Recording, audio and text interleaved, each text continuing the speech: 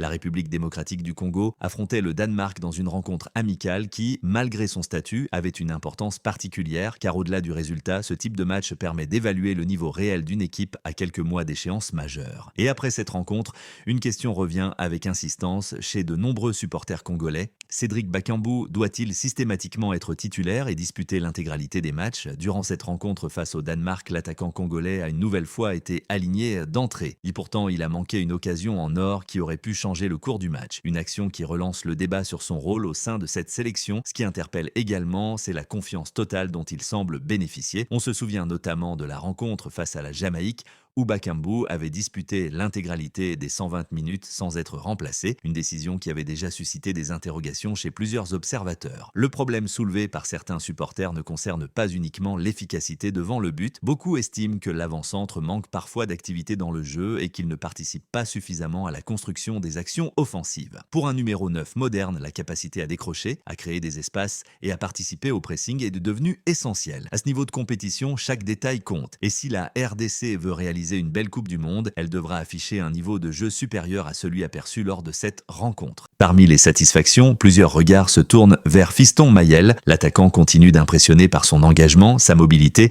et son efficacité lorsqu'il a l'occasion de s'exprimer. Beaucoup de supporters considèrent qu'il mérite davantage de temps de jeu. Certains avancent même que le fait d'évoluer sur le continent africain pourrait expliquer pourquoi il bénéficie parfois d'une visibilité moindre par rapport à d'autres joueurs évoluant à l'étranger. Quoi qu'il en soit, ses performances récentes alimente clairement le débat. Autre élément souvent évoqué, l'âge de Bakambu. À 35 ans, l'attaquant arrive naturellement dans la dernière phase de sa carrière. Cela ne remet pas en cause son expérience ni son parcours, mais pose la question de la transition et de la préparation de l'avenir pour la sélection congolaise. Face au Danemark, la RDC a connu plusieurs difficultés. Les Danois ont globalement maîtrisé la rencontre et ont donné l'impression d'avoir le contrôle pendant une grande partie du match. Certes, les Léopards se sont procuré quelques occasions, mais la domination danoise s'est particulièrement ressentie dans la possession du ballon et dans la maîtrise collective. Ce qui rend cette prestation encore plus préoccupante, c'est que le Danemark lui-même n'est pas encore qualifié pour la prochaine Coupe du Monde. Malgré cela, les Scandinaves ont affiché une intensité et une rigueur qui leur ont permis de prendre l'ascendant sur les Congolais. Et c'est précisément ce qui inquiète certains supporters. Si la RDC reproduit ce même niveau de jeu face à des adversaires plus redoutables lors de la Coupe du Monde, les difficultés pourraient être importantes. L'histoire rappelle d'ailleurs que la sélection congolaise a déjà connu des moments compliqués sur la scène mondiale. Les supporters espèrent aujourd'hui voir une équipe capable d'écrire une nouvelle page de son histoire et de montrer un visage beaucoup plus compétitif. Car il faut reconnaître qu'il y a quelques mois, lors de certaines rencontres comme celle face au Nigeria, la RDC avait affiché un niveau de jeu particulièrement convaincant. L'équipe semblait alors capable de rivaliser avec les meilleures nations africaines. Mais depuis cette victoire marquante, beaucoup ont le sentiment que cette qualité de jeu n'a plus été reproduite avec la même constance. Avant cette rencontre contre le Danemark, les attentes étaient élevées. Les supporters espéraient voir une équipe conquérante, sûre de ses forces et capable de démontrer pourquoi elle a obtenu sa qualification pour la Coupe du Monde. Il faut toutefois souligner un élément important. Le sélectionneur Sébastien Desabre a profité de ce rassemblement pour observer plusieurs joueurs habituellement moins utilisés. L'objectif était également d'évaluer certaines options et de tester différentes solutions en vue des prochaines échéances. Reste désormais à tirer les enseignements de cette rencontre afin de corriger les lacunes observées et préparer au mieux les défis qui attendent la RDC dans les mois à venir. Malgré les critiques adressées à certains joueurs, il faut également souligner les performances de ceux qui ont tenté de porter l'équipe vers l'avant. Parmi eux, Yohan Wissa fait partie des éléments qui ont répondu présent. Très actif sur son côté, il a multiplié les appels, les courses et les efforts défensifs comme offensifs. Tout au long de la rencontre, il a cherché des solutions pour créer le danger et permettre à la RDC de revenir dans le match. Son engagement n'est pas passé inaperçu. Dans une équipe parfois en difficulté collectivement, il a été l'un des rares joueurs à afficher une réelle volonté de faire basculer la rencontre. A l'inverse, certaines prestations ont davantage déçu. Plusieurs supporters estiment que le sélectionneur Sébastien Desabre devra tirer des conclusions importantes avant les prochaines échéances. Parmi les joueurs les plus critiqués figure une nouvelle fois Cédric Bakambu. Au-delà de son occasion manquée, beaucoup jugent que son influence sur le jeu était restée limitée durant cette rencontre. Même constat pour Afimiko Pouloulou, dont la performance a également suscité des interrogations. Malgré son impact physique et son activité, il a eu du mal à peser réellement sur la défense adverse. Plusieurs ballons perdus et un manque d'efficacité dans les derniers mètres ont alimenté les critiques à son égard. Ces débats prennent une dimension particulière lorsque l'on regarde le calendrier qui attend la RDC. La perspective d'affronter des nations de très haut niveau lors de la Coupe du Monde oblige forcément à une analyse exigeante des performances actuelles. Parmi les adversaires les plus redoutés figure évidemment le Portugal. Les Portugais possèdent l'un des effectifs les plus talentueux du tournoi et nourrissent de grandes ambitions. Leur objectif sera clairement d'aller le plus loin possible dans la compétition.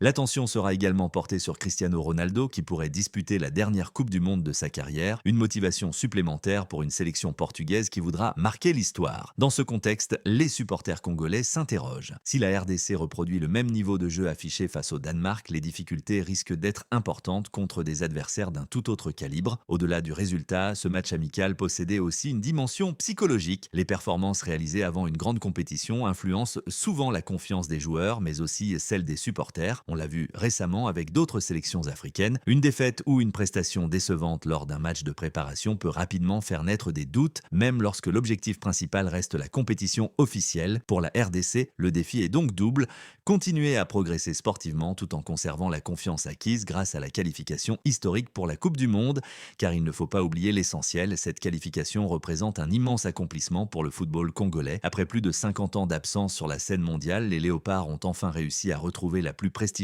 des compétitions internationales. C'est précisément pour cette raison que les attentes sont aujourd'hui si élevées. Les supporters veulent voir une équipe capable de rivaliser avec les meilleures nations et de défendre fièrement les couleurs du pays. Les précédentes performances, notamment face au Nigeria, ont démontré que cette sélection possède un réel potentiel. Ce niveau de jeu existe et la RDC a déjà prouvé qu'elle pouvait produire un football de grande qualité lorsqu'elle évolue à son meilleur niveau. Face à la Jamaïque, les prestations avaient déjà été plus mitigées malgré l'obtention du résultat recherché, mais l'objectif principal avait été atteint, décrocher cette qualification tant attendue. Aujourd'hui, une nouvelle étape commence.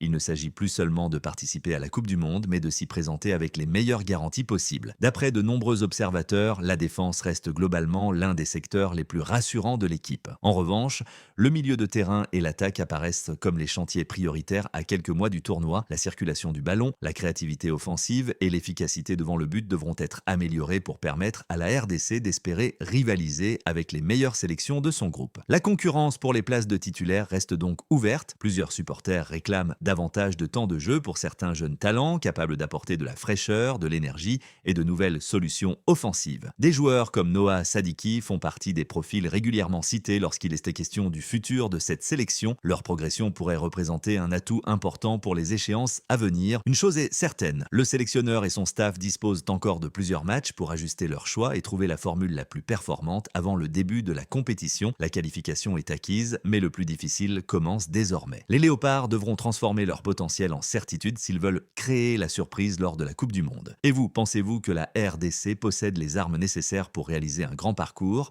Quels changements effectueriez-vous avant le début du tournoi ? N'hésitez pas à partager votre avis dans les commentaires et à rejoindre le débat. Chahut!